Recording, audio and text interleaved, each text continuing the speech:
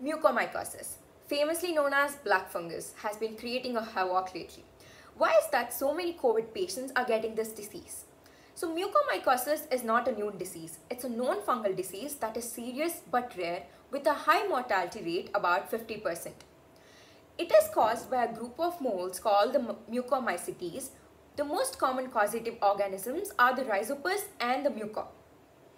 Before knowing how a patient presents with mucormycosis, let's see how a patient gets mucormycosis and the different types of it.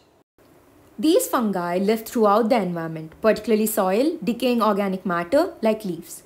When spores are released from this decaying organic matter, they are disseminated into the air. Now, when an immunocompromised patient inhales these spores or comes in contact with them, it causes an infection in the nasal cavity. The classical form that we are seeing in COVID patients right now is the rhinocerebral mucormycosis.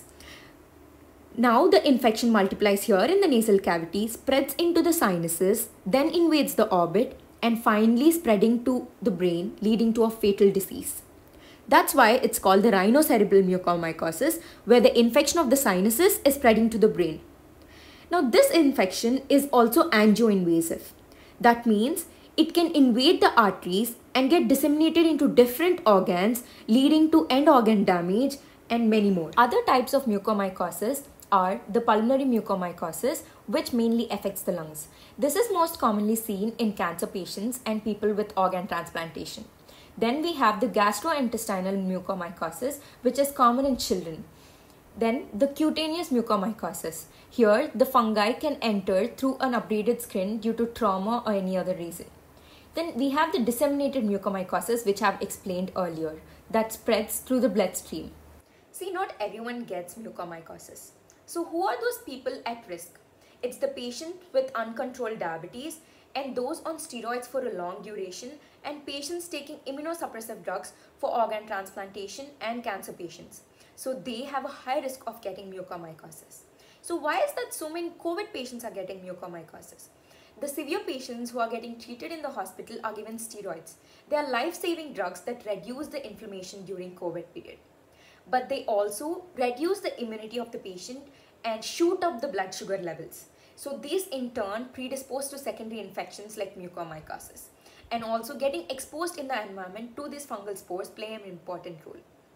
So what are the symptoms? So if we look out for these symptoms, there's a possibility that we could detect it early and it can be completely treated. So the main symptoms of mucormycosis are the facial pain, facial swelling, eye pain, orbit pain. We also have blurring of vision with pain. Then we have stuffiness of nose and black or bloody discharge from the nose.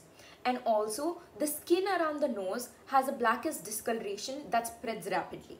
Then we have toothache, loosening of tooth, jaw involvement, fever, headache.